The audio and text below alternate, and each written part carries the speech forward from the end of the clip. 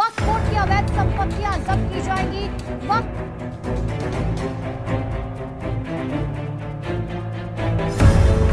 फरमान होते थे बादशाहों के। वेलकम दोस्तों, इस वीडियो में बात करेंगे इस वक्त सोशल मीडिया पर क्या वायरल चल रहा है वक्फ अमेंडमेंट बिल को लेकर के, जो कि लोकसभा और राज्यसभा दोनों में पास हो गया है।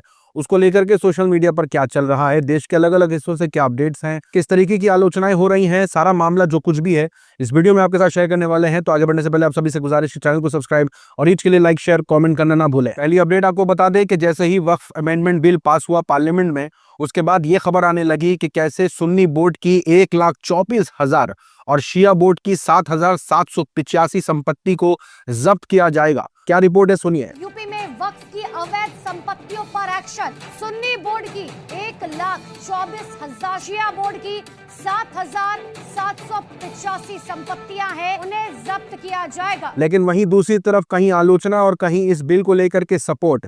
कई लोगों का ये कहना है कि इस बिल के पास होने के बाद गरीब मुसलमानों को मदद मिलेगी, तो इस चीज का जश्न मनाया जा रहा है। दूसरी तरफ विरोध प्रदर्शन हो रहा है, अलग अलग हिस्सों से विरोध प्रदर्शन के वीडियोस निकल के आए। कोलकाता से निकल के आए, अहमदाबाद से निकल के आए। अहमदाबाद के अंदर तो 50 लोगों को पुलिस ने हिरासत में भी ले लिया है। अब जो लोग विरोध कर रहे हैं उनका कहना है कि किस तरीके से पुरानी मस्जिदें हैं जिसको वक्फ की हुई हैं, कई जमीनें हैं वक्फ की हुई हैं, उनके कागजात हम कहाँ लेके आएंगे, कैसे आपको प्रूफ करेंगे। आज से 200-300 साल पहले कागजात और लिखत पढ़त कहाँ उतनी होती थी। ये बातें असदुद्दीन ओवैसी ने भी एक इंटरव्यू में कही। तो एक तरफ लोगों का सपोर्ट है इस बिल को लेकर के, क्योंकि इस बिल को जिस तरीके से लाया गया उसके अंदर कहा गया है कि इसमें गरीब मुसलमानों को मदद मिलेगी। तो दूसरी तरफ आलोचना हो रही है कि कैसे प्रूफ करेंगे कि वो वक्फ की प्रॉपर्टी है कि नहीं है, और इसके किस तरीके से नियम कानून लाए गए हैं उसको लेकर के विरोध हो रहा है। और सबसे बड़ा सवाल यह है कि किस तरीके से अनभक्तों की टोली जो है वो इस बिल को पास होने के बाद जो है वो किस तरीके से जश्न मना रहे हैं। विपक्षी नेताओं को ट्रोल किया जा रहा है, इस तरीके के आर्टिफिशियल इंटेलिजेंस से वीडियो बना करके ट्रोलिंग हो रही है। यहां तक कि इस बिल को लेकर के कांग्रेस के सांसद हैं वो चले गए हैं सुप्रीम कोर्ट, असदुद्दीन ओवैसी चले गए हैं इस बिल के खिलाफ सुप्रीम कोर्ट। लेकिन अनभक्तों में चल रहा है कि अगर DY चंद्रचूड़ होते तो फैसला सही होता। यानी अब वो ये उम्मीद कर रहे हैं कि सुप्रीम कोर्ट कैसा फैसला करेगा, उनको इस बात पर भी भरोसा नहीं है। वो चाहते थे कि अगर DY चंद्रचूड़ होते तो शायद ठीक ठाक फैसला होता। यहाँ देखिए अनभक्तों को किस बात की खुशी है। यहाँ अगर बिल पास हुआ है और ये बोल करके हुआ है कि इससे मुसलमान समाज को मदद मिलेगी, और वाकई ऐसा है जैसा दावा किया जा रहा है, तो अनभक्तों को तो आप जानते ही हैं कैसे मुसलमानों को ट्रोल करना, बेइज्जत करना, इस्लाम पर सवाल खड़े करना, कुरान पर सवाल खड़े करना। वो लोग इस बिल के पास होने के बाद कह रहे हैं कि ये बीजेपी और NDA की जीत नहीं है, ये सनातन की और हिंदू की जीत है। ये खुशी से ज्यादा अनभक्तों का तंज मालूम हो रहा है सोशल मीडिया पर। यहां तक कि संबित पात्रा ने पार्लियामेंट के अंदर जिस तरीके के ये दावे कर दिए कि वक्फ जो है वो इंडिया के अंदर है, बाकी इस्लामिक देशों में नहीं है, इसका भी जबरदस्त एक्सपोज हो रहा है। बताया जा रहा है वेबसाइट खोल करके टर्की की कि कैसे टर्की के अंदर भी वक्फ कानून चलता है। तो जो दावे किए गए थे पार्लियामेंट के अंदर उसका भी जबरदस्त एक्सपोज चल रहा है बीजेपी नेता का। यहां तक के बता दें कि किस तरीके से जिन्होंने भी वक्फ बिल का सपोर्ट कर दिया है उनकी ट्रोलिंग चल रही है। मैंने बताया एक रिपोर्ट के अंदर कि कैसे चंद्रबाबू नायडू का जो प्रोडक्ट है हेरिटेज फ्रेश, उसका भी बाइकआउट चला, और अभी चल रहा है कि इनको देख लो इन्होंने धोखा दिया है। इस तरीके की सोशल मीडिया पर ट्रोलिंग और बहिष्कार चल रहा है। साथ ही साथ आपको बता दें कि खबर निकल के आ रही है कि विजय थैलापति भी प्रोटेस्ट करने वाले हैं, और तमिलनाडु के MK स्टालिन भी जो है वो वक्फ बिल के खिलाफ जाने वाले हैं सुप्रीम कोर्ट। आम आदमी पार्टी के सांसद हैं संजय सिंह, उनका कहना है कि अगर आपको इतना ही मुसलमानों की फिक्र करनी थी तो एक नीरव मोदी को पकड़ करके लाइए, 12,000 करोड़ दे दीजिए मुसलमानों को और 8,000 करोड़ का आपको मुनाफा होगा। यानी मुसलमानों की जो इतनी फिक्र हो रही है उस पर लोग बीजेपी को नसीहत कर रहे हैं कि अगर आपको मुसलमानों की इतनी ही फिक्र है तो आप नीरव मोदी को ले आइए। बताइए, ये वही सरकार है जिसका पड़ोसी मुल्क भूटान जो है वो पेट्रोल दे रहा है 66 रुपए,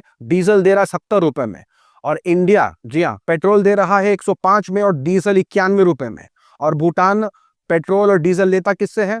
तो भाई इंडिया से ही लेता है। यानी इंडिया की परवाह करने वाले, इंडिया के रहने वालों की परवाह करने वाले, सवाल ये उठ रहा है कि आप इतनी ही परवाह करते हैं तो पेट्रोल के दाम भूटान में कम और भारत में क्यों ज्यादा है, जबकि भूटान लेता ही पेट्रोल इंडिया से है। कोई सेंस है इस बात की? इस तरीके की पूरी आलोचना चल रही है भाजपा की। साथ ही साथ बता दें कि जिन्होंने भी वक्फ बिल का सपोर्ट किया है उनके नेता हैं, उनके लीडर हैं, लगातार रिपोर्टें आ रही हैं कि वो इस्तीफा दे रहे हैं। ये JDU के नेता हैं इन्होंने इस्तीफा दे दिया। ये माइनॉरिटी स्टेट सेक्रेटरी हैं जेडीयू के, इन्होंने भी इस्तीफा दे दिया। ये आरएलडी के प्रदेश महासचिव, इन्होंने भी पार्टी छोड़ दी। सोशल मीडिया पर यह चल रहा है कि बाकी सारी बातें बकवास है, ये वक्फ बिल बस एंटीला को बचाने के लिए लाया गया है। अरे बाप रे। यहाँ पर असदुद्दीन ओवैसी का जो तर्क है, जो वो बात रखने की कोशिश कर रहे हैं, क्योंकि लगातार ये बातें चल रही हैं कि जिसकी जमीन है वही डोनेट कर सकता है। अगर आपकी जमीन है तो आप प्रूव करें। यहाँ पर जिस तरीके की बातें असदुद्दीन ओवैसी ने करी हैं कि हिंदू रीति रिवाज के मुताबिक भी जो है वो इस तरीके का कानून है कि आप डोनेट ऐसे कर सकते हैं, लेकिन आप बताइए कि उनके इलाके में एक मस्जिद है जो 400 साल पुरानी है, कहां से दस्तावेज लाएंगे? तो जो तर्क असदुद्दीन ओवैसी ने रखा है, एक झलक सुनिए। हिंदू धर्म में अगर आप कोई चीज को इस्तेमाल कर रहे हैं तो प्रॉपर्टी मंदिर की डीटी की हो जाती है। और वक्फ बाय यूज को सुप्रीम कोर्ट ने राम मंदिर जजमेंट में कहा है, अप्रूव किया। गो हम मुसलमान साबित नहीं कर सके कि हम वक्फ बाय यूजर हैं और बाबरी मस्जिद, क्योंकि वो छीन लिया गया था हमसे, मस्जिद नमाज बंद हो गई थी। अब आप मेरे को बताइए, 150 साल पहले कोई कागज होता था क्या? दिखाई पड़ी होती थी क्या? फरमान होते थे बादशाहों के, मगर 1880 से शुरू हुआ ये। अब मेरे हैदराबाद में मक्का मस्जिद है, 400 साल पुरानी, कागज कहां से लाऊं मानक साहब? में आपने कह दिया कि वक्फ बाय यूजर कब होगा? जब डिस्प्यूट और गवर्नमेंट प्रॉपर्टी नहीं होगा। अगर मैं एज ए वक्फ बोर्ड अपनी गवर्नमेंट के खिलाफ वक्फ बाय यूजर इस्तेमाल नहीं करूं, कहां करूंगा मैं, बताइए। साथ ही सात आपको बता दें कि खबरें ऐसी भी आने लग गई हैं कि उत्तर प्रदेश के संभल के अंदर जो है, जो जामा मस्जिद है, उसके अंदर हिंदू महासभा के लोग घुस करके हवन करना चाहते थे। पुलिस ने उनको डिटेन कर लिया है। हवन करने से पहले जब पुलिस ने उनको हिरासत में लिया तो उनसे पूछा कि ये क्या करने आए हो, तो उनका कहना है कि ये पूजा करने की जगह है, अगर हम पूजा नहीं कर सकते तो हम नमाज भी पढ़ने नहीं देंगे। पुलिस ने इनको गिरफ्तार कर लिया। साथ ही साथ रिपोर्ट निकल के आ रही है कि किस तरीके से भागेश्वर धाम के धीरेन्द्र शास्त्री ने देश के पहले हिंदू गांव की नींव रख दी है। जी हाँ, इतनी बड़ी खबर है जिस पर कोई बहस नहीं हो रही है। क्या ये देश के अंदर एक अलग तरीके का नियम कानून नहीं चल रहा है? इस गांव में मुस्लिम, सिख, ईसाई धर्म के लोगों का आना मना है और ये तक दावा किया जा रहा है कि इस गांव को संविधान से नहीं, मनुस्मृति से चलाया जाएगा। साथ ही साथ रिपोर्ट बता दें कि मोहम्मद जुबैर, जो कि ऑल्ट न्यूज के फैक्ट चेकर हैं, उनको एक धमकी मिली है।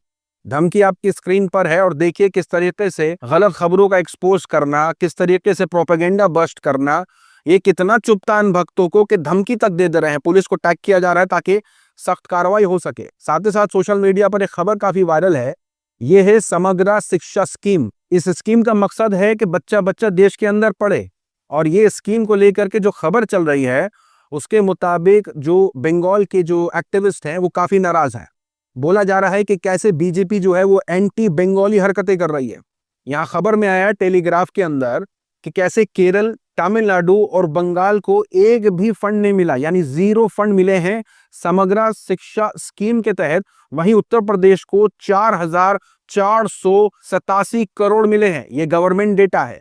तो यहाँ साफ साफ दिख रहा है कि उत्तर प्रदेश को इस स्कीम के तहत तो फंड्स मिल रहे हैं, लेकिन कैसे केरला, तमिलनाडु और बंगाल को 0 फंड्स, इस पर भारी आलोचना देखने को मिल रही है।